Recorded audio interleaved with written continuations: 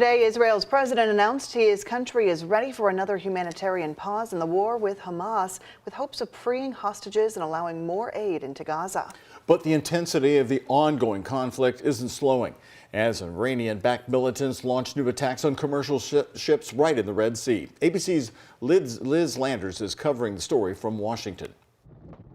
As tensions remain high in the Middle East, a new multinational group assembled to protect commercial ships in the Red Sea and Gulf of Aden after Iran-backed Houthi rebels in Yemen have launched more than a dozen attacks on commercial vessels recently. Dubbed Operation Prosperity Guardian, the task force includes the U.S., U.K., France, and other countries who are lending resources. Defense Secretary Lloyd Austin unveiling the coalition while in the Middle East and warning Iran of retaliatory options. We're going to make sure that we're doing everything that we can to ensure freedom of navigation in the area. Smoke seen in Gaza along with explosions and fires Tuesday as Israeli troops launched more strikes. Israeli President Isaac Herzog said Tuesday he's open to another break from the fighting, but says it is up to Hamas leader Yahya Sinwar. Israel is ready for another humanitarian pause and additional humanitarian aid in order to enable the release of hostages.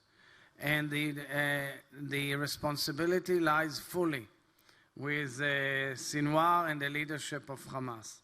The humanitarian situation in Gaza continues to deteriorate. The death toll now topping 19,000, according to the Hamas-run Gaza Health Ministry. The ministry also says more than 355,000 skin and infectious diseases have been detected. ABC's producer in Gaza visiting a soup kitchen that is feeding around 1,000 people per day of the more than 1 million displaced overall.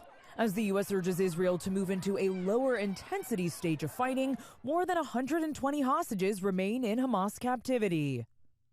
CIA Director Bill Burns is meeting with Israeli and Qatari counterparts in Europe as they are hoping to help negotiate another humanitarian pause to allow for an additional hostage prisoner exchange between Israel and Hamas.